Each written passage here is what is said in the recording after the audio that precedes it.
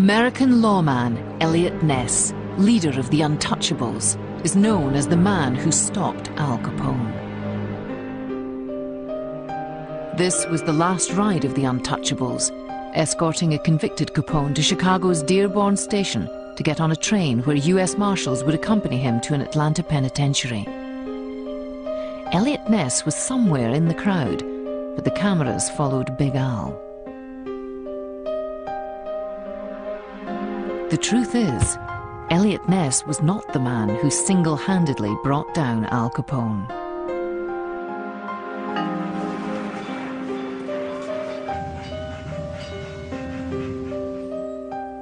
There's more myths about Elliot Ness than there are about Loch Ness.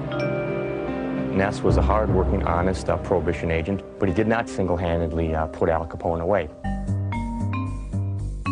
Elliot Ness's story was largely embellished by the writers of the book, the TV series and the film, pulp fiction that America loved.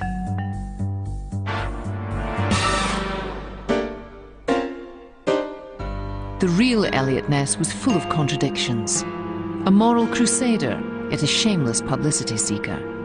A Prohibition agent who loved his scotch. A family man who was never at home. An honest man who became intoxicated with fame and would chase it for the rest of his life.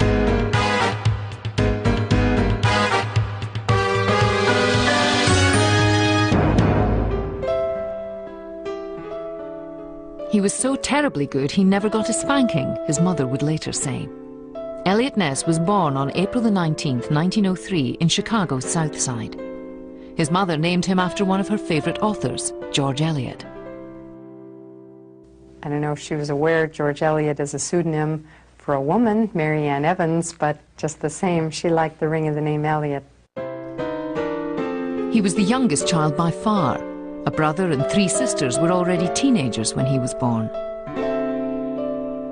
His mother, Emma, and father, Ian, were Norwegian immigrants. They owned a successful bakery that served Chicago's South Side markets. The bakery provided well for the family, but it kept Elliot's father away from home, and he was raised largely by his sisters and mother. He was kind of pampered, maybe a little bit spoiled, but he didn't show it really. He was a very likable kid, very polite, very bright. His mother definitely doted on him. She wanted him to be the best dressed kid in the neighborhood. She wanted him to get the best grades in school, and some people stated that she felt he could do no wrong. Surrounded by women from birth, his fondness for the opposite sex would never wane.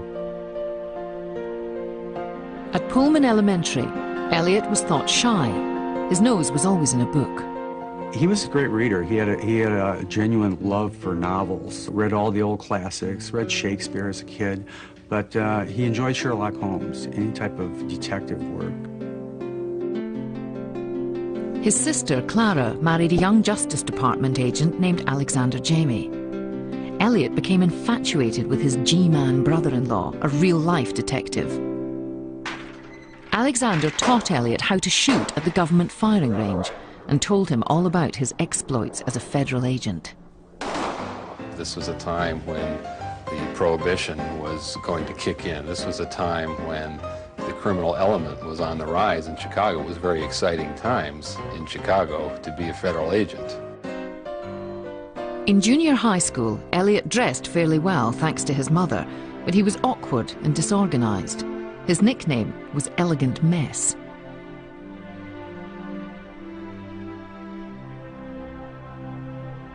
By high school, the Mess was noted for his love of cars, but he was still quiet. Elliot never shied from hard work.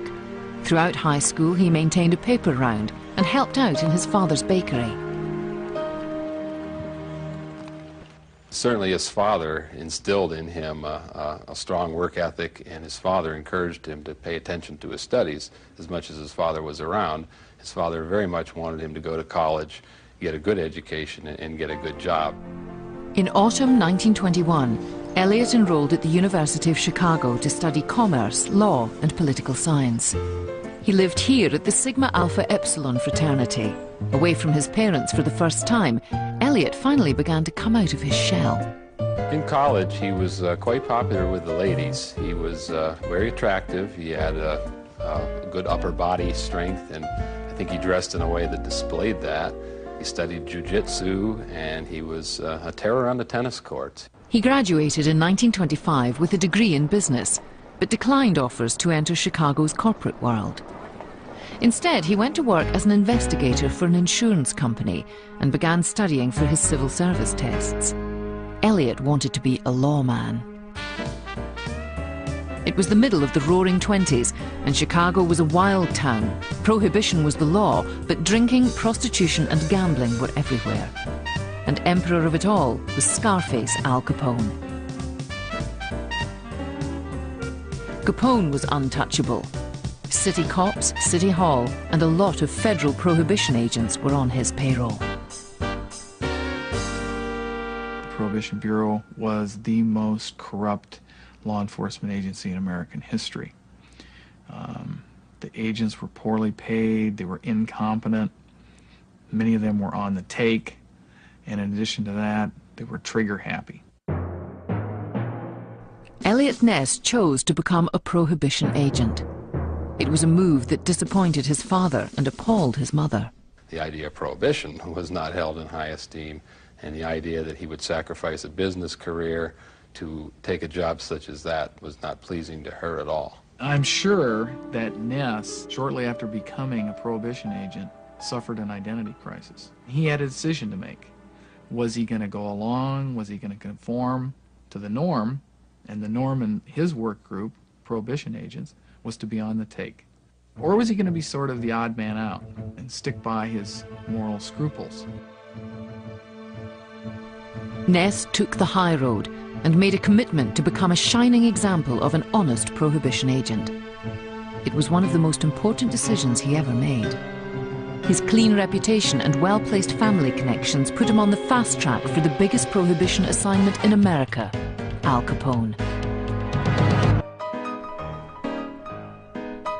When Elliot Ness chose to become a federal prohibition agent, he put himself on a collision course with America's #1 bootlegger, Al Capone.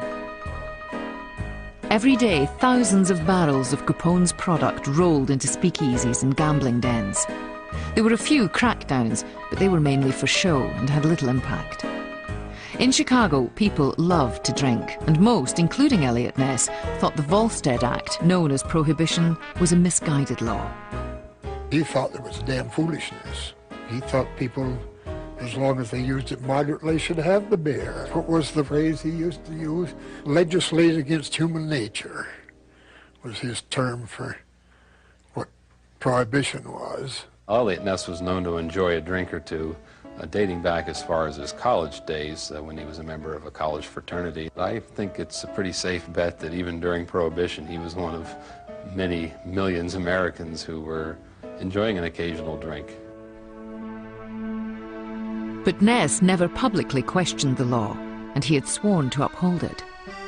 He despised the arrogance of Al Capone, the silk-suited gangster who laughed at the law. His rackets grossed over $100 million a year, mostly from bootlegging. Capone spent hundreds of thousands bribing prohibition agents. Ness was embarrassed by it, as was his boss, U.S. Attorney George E.Q. Johnson. The prosecutor had been given direct orders from President Herbert Hoover to do something about Chicago's alcohol problem. The question was, how do we actually gather evidence against Capone? This was a huge obstacle that blocked Johnson's path to getting Capone. The fact that the people that had to actually go out and get the evidence couldn't be trusted. But Johnson had a master plan, a flank attack. They were going to hit Capone from two different directions. The Treasury Department was going to collect information on Capone's tax evasion, and then the Prohibition Bureau was going to collect evidence that would be used to prosecute him for violating the Volstead Act. Each investigation was run by a small, hand-picked task force. Absolute honesty was the key. For a recommendation on who could lead the Prohibition Squad, Johnson asked Justice Agent Alexander Jamie, Eliot Ness's brother-in-law. With little hesitation, Jamie recommended Elliot. Ness was just 26 years old and straight as a die. Johnson hired him. Ness's team would hit Capone by locating his breweries and smashing them, reducing Big Al's income and his ability to bribe cops and politicians. In addition, Johnson hoped the raids would restore public confidence in law enforcement and divert Capone's attention from the taxman. Johnson knew the tax case was his best bet against the gangster. Chicago loved booze, but there was much less sympathy for tax evasion. While he needed the Prohibition Squad to be effective, ultimately it was a decoy. For Eliot Ness, it was a great opportunity, and he approached it with zeal. He put together a team of 9 men, none older than 30, each with a specialised skill, including a wiretapper, a locksman, and a car-tailing expert. All had impeccable reputations for honesty, which would later give them their name, the Untouchables. In September of 1929, they began. They started out looking for Capone breweries. Well, just where do we find these things? They essentially backtracked from the saloons. When the saloons sell the beer, the kegs then are put out and back. The kegs are eventually picked up by a truck and taken back to the breweries to be reused. So if you watch every step in the process long enough, you will eventually find your way back to a brewery. But when Ness and his men raided a brewery, it took several minutes to break through the specially reinforced doors which Capone had installed in most of his locations. By the time they finally got through the brewery doors, everybody had fled. I think he was a little disenchanted that there was no one there to arrest, that there was just some beer. In their first 6 months, all the raids followed suit. The Untouchables seized nearly $1 million worth of bootlegging equipment, barely a scratch for the Capone organization, but they didn't make a single arrest. Ness needed more information, so he decided to tap the phones of Capone henchmen like Jake Greasy Thumb Gusick and Al's big brother, Ralph Capone. It was a bold and dangerous investigative move for the time. Capone had lookouts everywhere. Ness himself stood guard while wiretapping expert Paul Robsky put the tap on Ralph Capone's phones. But the risks were worth it. As information poured in, Ness transcribed some of the tapes by hand.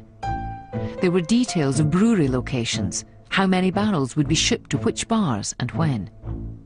With this information and a specially designed truck fitted with a snowplow that served as a battering ram, the brewery doors came tumbling down.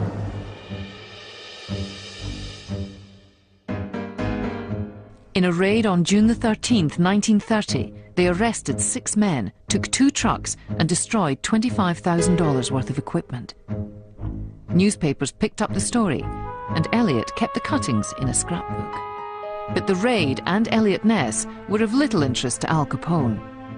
I'm not so sure that it wasn't more of a diversion to Al Capone, maybe an annoyance, than it was a serious threat that Capone had to worry about. He had many other things to worry about at the time, from rival gangsters to the tax case.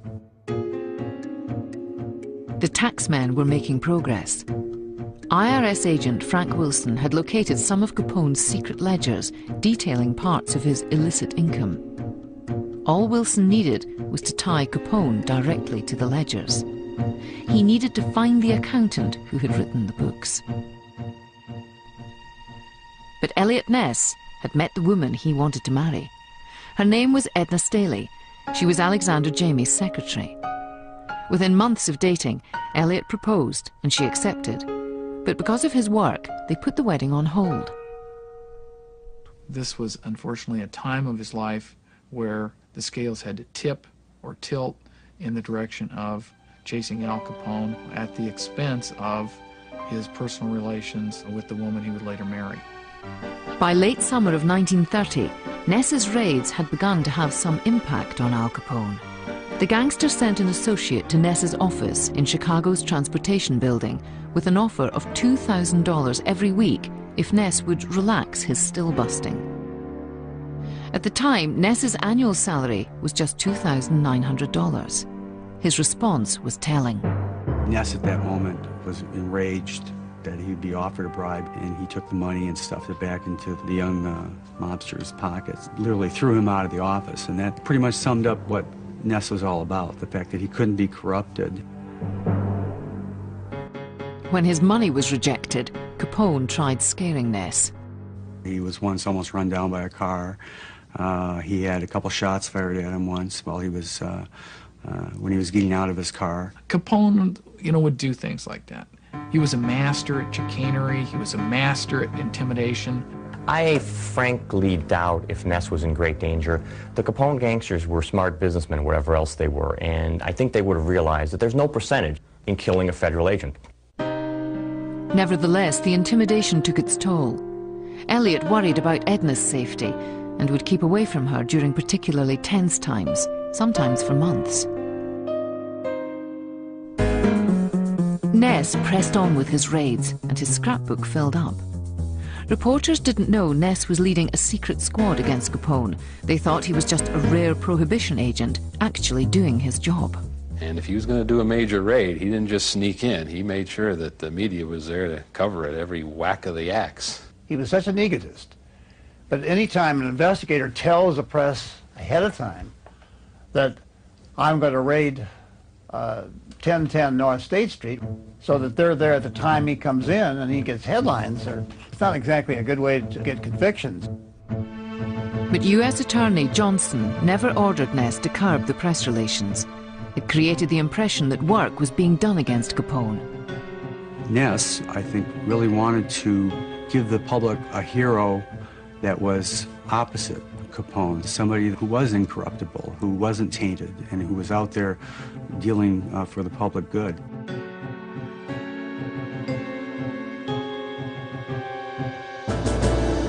Eliot Ness was the perfect foil for Al Capone, a fair-haired Boy Scout type taking on a burly, dark villain. Excellent PR casting for a government set on getting the gangster. But behind the front-page news, the taxmen were finally getting the breaks they needed.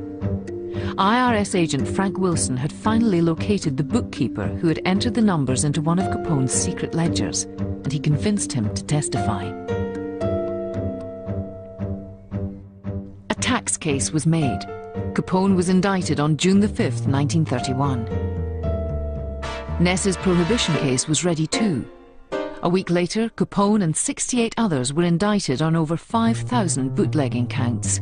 There was a very serious, winnable prohibition case against Capone. However, would a jury comprised of Chicagoans during that era have convicted Al Capone of prohibition violations? The most likely answer was no. Ness knew it, and so did his boss, U.S. Attorney George Johnson, who chose to prosecute Capone on his tax charges first, keeping Ness's prohibition case as a backup. Eliot Ness was a spectator, not a witness, during the trial of Al Capone. For 5 weeks, Eliot watched the trial until, after a short deliberation, the jury convicted Capone of tax evasion. The judge sentenced him to 11 years in prison. The prohibition case would never be tried. Eliot later told friends of his disappointment at never getting his shot at Capone. The closest he got was the very public delivery of Capone to the train station.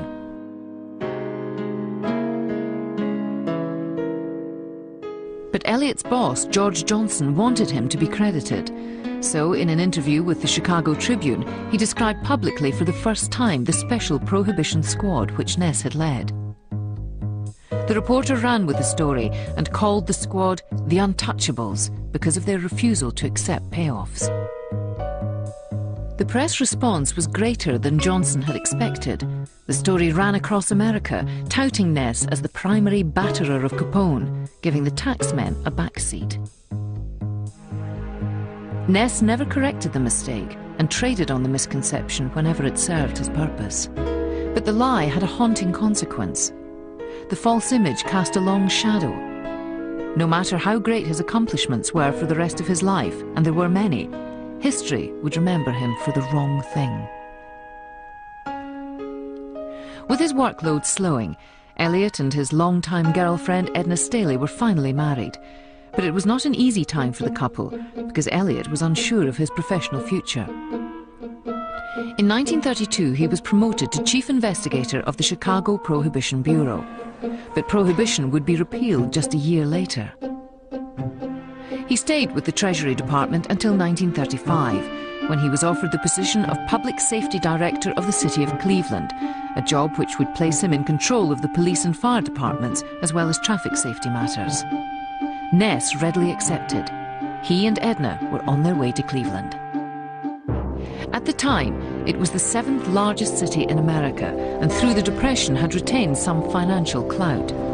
Barges brought iron ore up the Cuyahoga River, and steel and heavy machinery rolled out, the city's landmark terminal tower overlooking it all. Cleveland's relative prosperity brought with it organized crime. The mob was well entrenched. Gambling was very common. Police were on the take, and there was official corruption from the cop on the beat all the way to City Hall. It wasn't different than Chicago. It wasn't much different. There wasn't Al Capone, but there certainly was the criminal element, and it was rising rapidly. Ness's appointment was the talk of the town. Newspapers sold him as the man who got Capone. And in a mistake that could not have pleased Edna as a bachelor. Ness wasted little time in taking action. 5 days into the job, he stunned police by firing 2 officers for drinking on duty, a common occurrence at the time. The police department was his first priority. He realized if you were going to do anything in Cleveland to enforce the law, the police department had to be clean. 8 days later, he undertook a huge departmental shake-up. He replaced the head of the Detective Bureau and reassigned over 100 officers, many of whom he suspected but couldn't prove were on the take. Then Ness got an unusual chance to prove himself in the field. County prosecutor Frank Culleton had made the bold move of going to one of the area's most entrenched gambling dens, known as the Harvard Club, for the purpose of serving warrants for gambling and prostitution. But when Culleton knocked on the door, he was met by the barrel of a gun, the man behind it telling him to get lost. His law enforcement credentials were worthless. A flustered Culleton called Elliot Ness to help out. Ness recruited some off-duty cops, and as practiced in Chicago, he rounded up the press.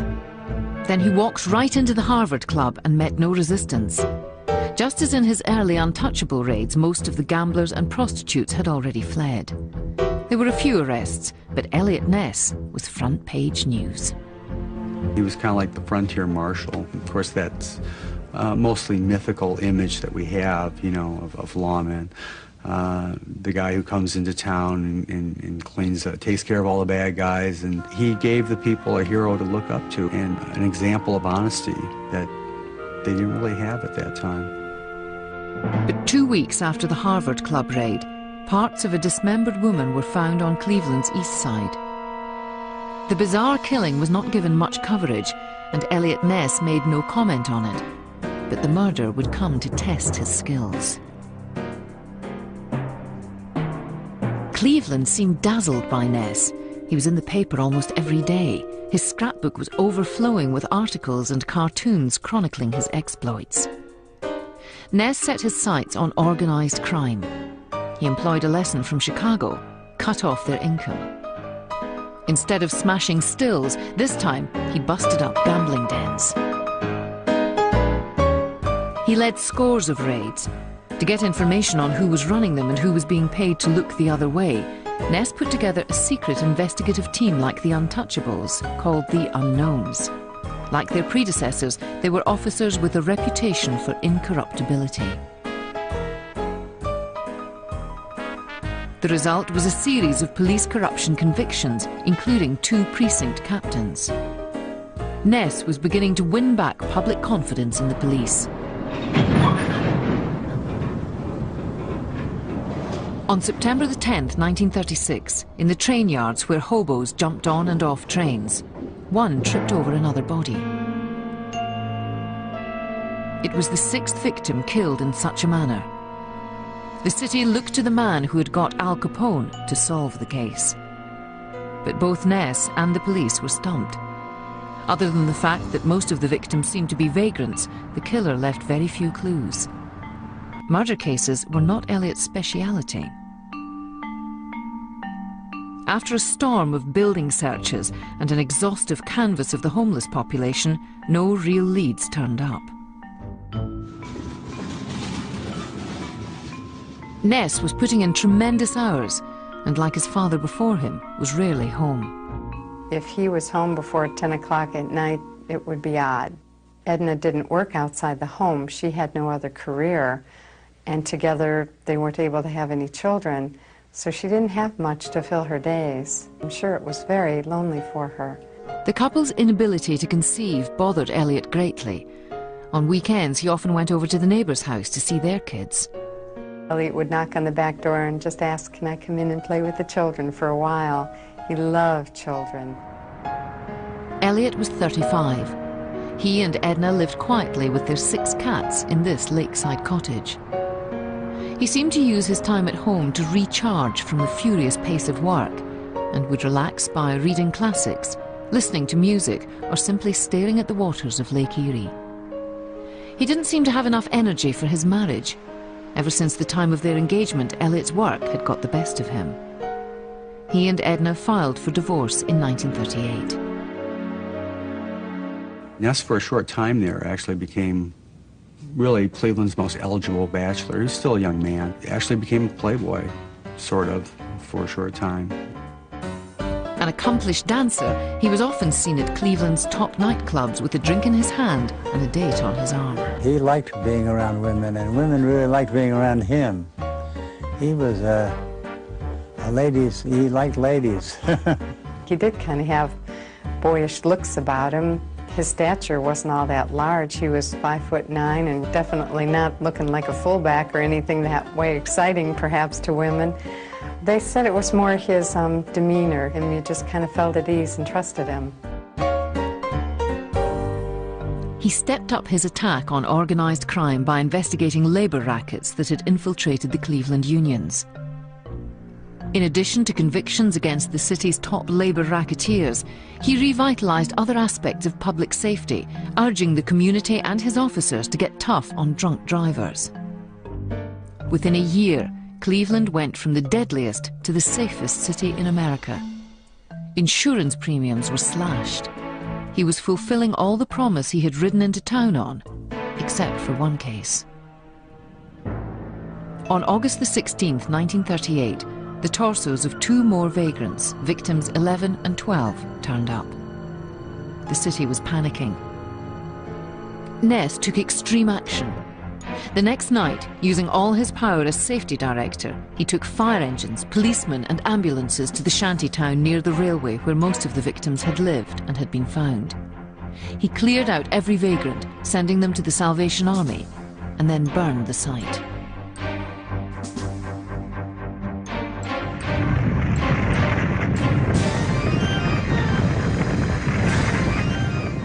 It was the source for the victims, and he knew that if he could remove that convenient source for victims, that hopefully the crimes would end. Ness was attacked in the press for his arrogance in burning the meagre huts of broken men, but the killing stopped, and Ness's reputation survived the incident.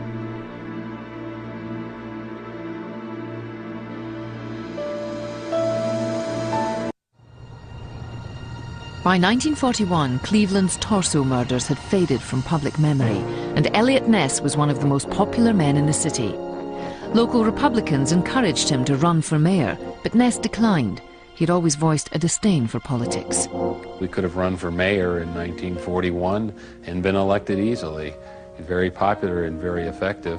I think he felt good about himself. He felt like he was accomplishing some of his life's goals, finally. It was the pinnacle of his life. He had a strong, if not fully deserved, reputation from the Capone years, and he had, in fact, cleaned up Cleveland as safety director. The really tragic thing about his Cleveland years is that Ness had created this larger-than-life image of himself, and a lot of it was his own doing, and that he eventually couldn't live up to it. Critical stories began creeping into the papers. Rumours about his drinking in public and heavy social schedule. He was spending less time at the office. Many attributed this to his new marriage to artist and fashion illustrator Evelyn McAndrew. Like Elliot, she loved to socialize. The couple often threw large parties at their lakeside home or danced till dawn at Cleveland clubs. As was the case in Elliot's first marriage, he and Eveline were not able to have children, but their relationship remained strong. She sketched him at home, relaxed, drinking his scotch. But the portrait of Elliot easing comfortably towards middle age would not last.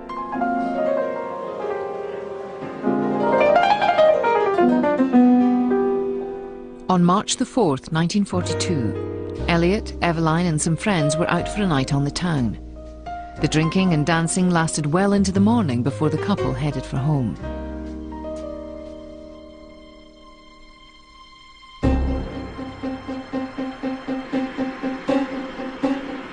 The roads were icy, and when Elliot tried to negotiate a curve, the car skidded out of control and crashed into another car. There's conflicting stories about what happened after the cars collided. Ness's account was that he had gone over to make sure that the other driver was okay, and then had checked with Eveline, who complained that she had hit her head and that she better get some medical attention. Ness told the other driver to meet him at the hospital, but Elliot never drove there. He later said that Eveline changed her mind on the way and just wanted to go home. He admitted that he called the hospital to check on the other driver, but didn't give anyone his name. When the story hit the papers, Ness admitted to the accident, but there was little sympathy for him. It seemed that the safety director, Ness, had broken one of his own 10 commandments of traffic safety. No charges were brought, but 2 months later he submitted his resignation. He left Cleveland a tarnished hero. He and Eveline moved to Washington, D.C., where he became the head of the Federal Social Protection Program aimed at preventing venereal disease. But again, his marriage soured. In 1944, Eveline left him. This time, it was his wife's job as a children's book illustrator that got in the way. Her career was really on the upswing, and not having children, she was probably very tempted to follow the path that her career was going, whereas his was still rather questionable. Elliot left Washington and made his way back to Cleveland. He tried his hand at the business world, working for a safe company and then an import-export firm. But according to friends, Ness wasn't happy in business. He was just floundering a little bit. When he was interested in something, really interested, he really worked like hell at it. But if he wasn't particularly interested, he really goofed off. Back in Cleveland, he met his third wife, sculptor Elizabeth Seaver. Soft-spoken and gentle, she reminded friends of his first wife, Edna. They weren't able to have children either, but it was with Elizabeth that they adopted a boy named Robert. Finally, Elliot had a son. Predictably, he lavished attention on the boy. But professionally, Elliot was still looking for a foothold. In 1947, Cleveland Republicans again asked him to run for mayor. This time he considered it. I did my damnedest to persuade him not to do it, because here he was, he had a top reputation in the country being a police administrator, and most of the cities of the country needed that. So he had a sort of an automatic life work of cleaning up everything all over the country. And I told him that if he lost, he would also lose his other profession. But I didn't get anywhere with him at all, and he finally, right in this room, he decided he was going to do it. It was a campaign that was 6 years too late. Cleveland had forgotten Ness's heroics, and he no longer looked the part. He was noticeably older and was a poor orator. In November, Ness was crushed in a landslide. He had invested his personal fortune in the effort. It was a terrible blow. Eliot Ness felt like he was a victim in many ways. Even going back to the Capone days, he had this great case against Al Capone. He never got a chance to put it out into court. In Cleveland, so many accomplishments, and all wiped away by the car crash, and then to see that the voters rejected him 2-1 after he'd done so much for the city, I think was real hard for him to take. His political ambitions also ruined his chances of becoming a lawman elsewhere. When there was an opening for a safety director in Detroit, his friend Dan Moore made an inquiry to the city manager on Elliot's behalf. And he said, well, isn't Elliot the fellow that becomes safety director and then runs for mayor on the reputation he gets for that? And I had to admit he was, and so there's no chance of him getting the job. Ness had narrowed his employment options, but eventually he would be faced with a decision that would cut to the core of who he was. Would he trade his honesty for the chance to make some badly needed money out of the story of Al Capone? By 1956, the work of Elliot Ness had faded from popular memory. Ever since the doomed mayoral race, he had been struggling to make ends meet, searching for the break that would give him some financial security and return him to the spotlight. He had recently been hired by the fledgling Guarantee Paper Corporation to promote a new check watermarking process designed to prevent fraud. The company hoped the old crime fighter still had some value left in his name and would attract investors. Elliot was 54 as he and his family headed for the company headquarters in the rural Pennsylvania town of Coudersport. It had been 25 years since Al Capone went to jail, and Ness's name didn't ring a bell with the locals. We had this old beat-up, I think it was maybe a 50 Ford convertible, and this was in 56. But the car was, you know, we thought, if this guy did all these things, why is he driving this old car?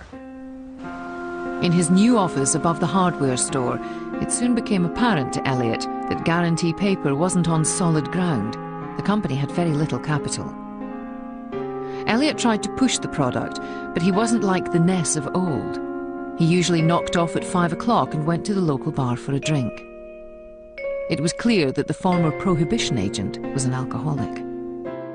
Friends would say that they'd always see him with a drink in his hand at this time. He was biting his fingernails. I think the alcohol was taking a big toll on him. I think financially the concerns were terrible as he really wanted to provide for his wife and his son. Even though the company was struggling, Ness was taken with Coudersport. He felt it was a good place to raise his 10-year-old son, Bobby. The family began attending the local Presbyterian church. But one Sunday, Elliot was forced to stop on the church step with chest pains. He went to see the town's doctor complaining of nervousness and anxiety. The doctor put him on a sedative to calm his nerves, the standard treatment at the time. Not long after, Elliot went on a sales trip to New York. While staying at the Waldorf Astoria, he was introduced to a sports writer, Oscar Fraley. Fraley didn't recognize Ness's name, but after a night of drinking, Elliot began to tell the old Capone stories. Fraley was amazed and told Elliot he should write a book and maybe make some money off the story. It was just what Ness had been waiting for. He started writing. 25 years later, the stills busting and the old names were back in play. Friends say it was the happiest they had seen Elliot in years. Ness sent his manuscript to Fraley.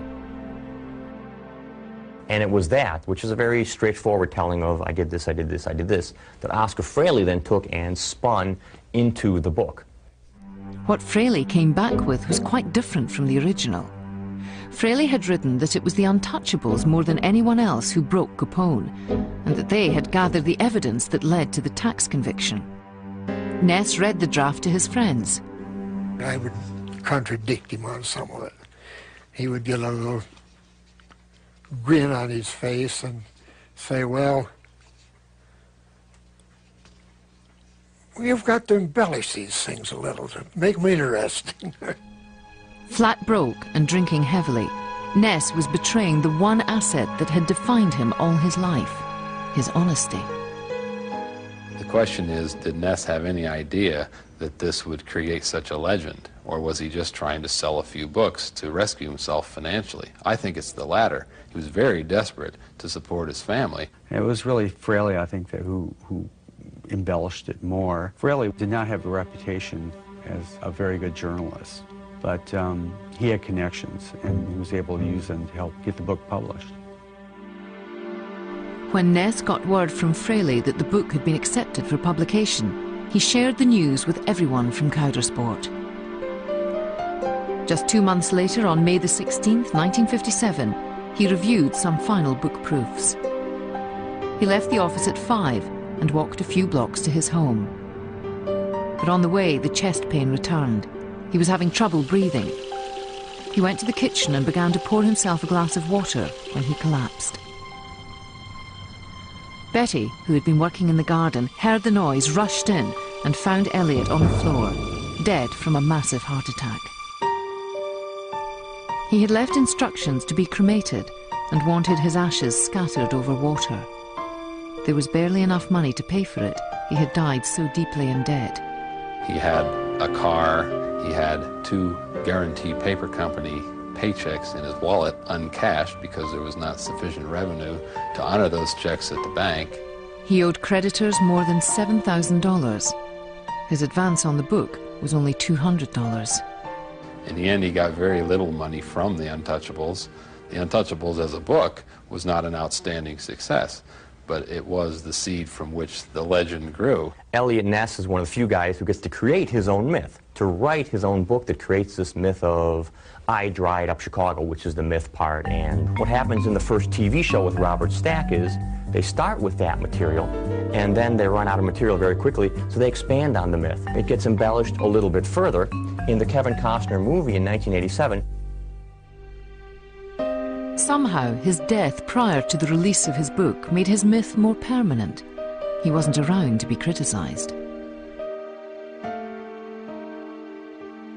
There's the old saying, speak no ill of the dead. If Ness would have been alive, people might have been willing to speak ill of him publicly. The Chicago newspaper reporters from the 20s and 30s, many of whom were still around, might have come out of the woodwork and said, who's this guy who says he dried up Chicago?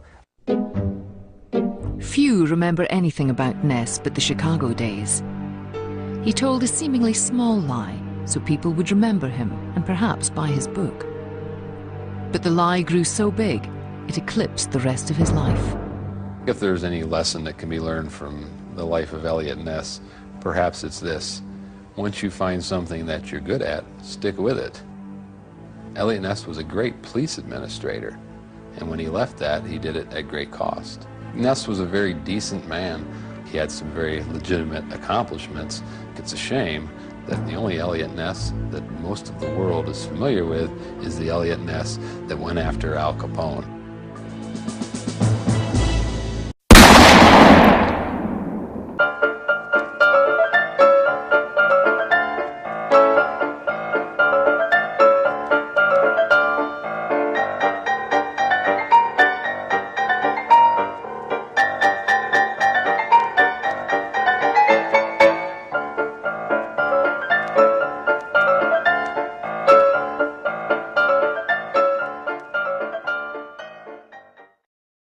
Law and political science. He lived here at the Sigma Alpha Epsilon fraternity. Away from his parents for the first time, Elliot finally began to come out of his shell. In college, he was quite popular with the ladies. He was very attractive. He had a good upper body strength, and I think he dressed in a way that displayed that.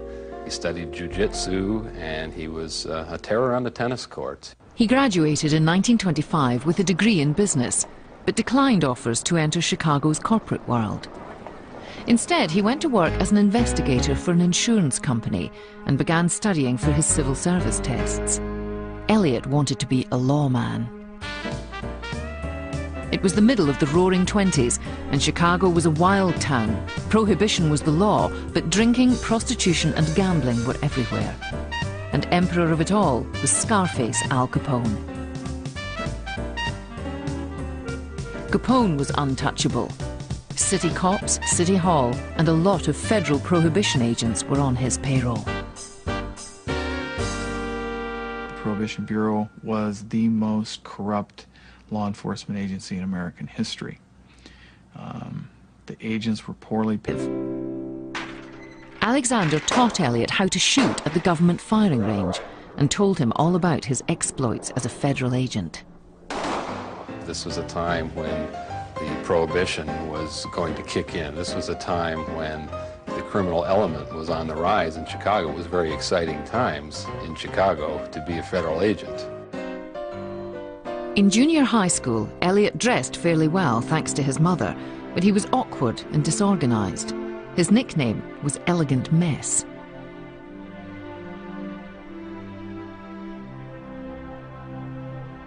By high school, the Mess was noted for his love of cars, but he was still quiet. Elliot never shied from hard work. Throughout high school, he maintained a paper round and helped out in his father's bakery. Certainly his father instilled in him a strong work ethic, and his father encouraged him to pay attention to his studies as much as his father was around. His father very much wanted him to go to college, get a good education, and get a good job. In autumn 1921, Elliot enrolled at the University of Chicago to study commerce. We put Al Capone away. Eliot Ness's story was largely embellished by the writers of the book, the TV series and the film. Pulp fiction that America loved.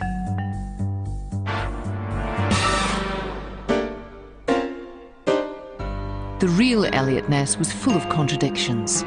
A moral crusader, yet a shameless publicity seeker. A prohibition agent who loved his scotch. A family man who was never at home. An honest man who became intoxicated with fame and would chase it for the rest of his life.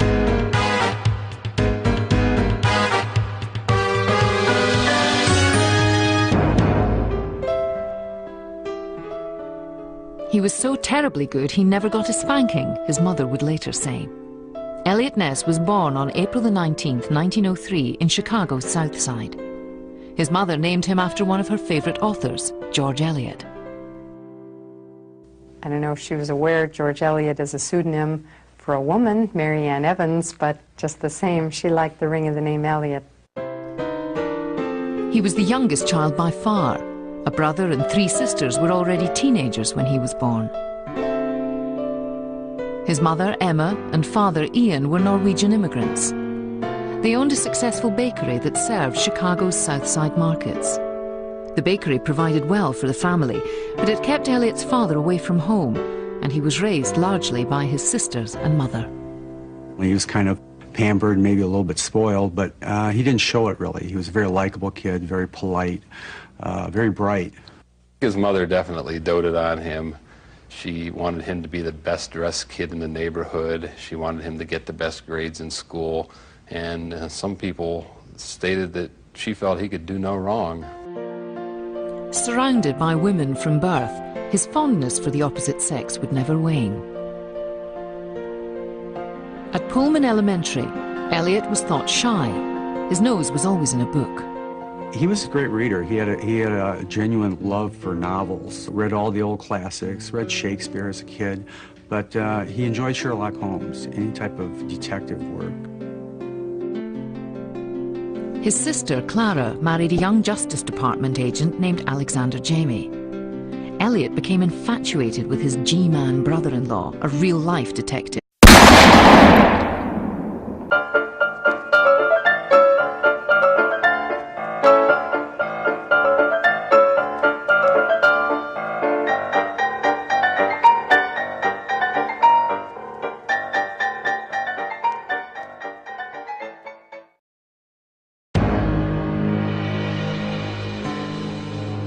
American lawman Elliot Ness, leader of the Untouchables, is known as the man who stopped Al Capone. This was the last ride of the Untouchables, escorting a convicted Capone to Chicago's Dearborn Station to get on a train where U.S. Marshals would accompany him to an Atlanta penitentiary. Elliot Ness was somewhere in the crowd, but the cameras followed Big Al. The truth is, Eliot Ness was not the man who single-handedly brought down Al Capone.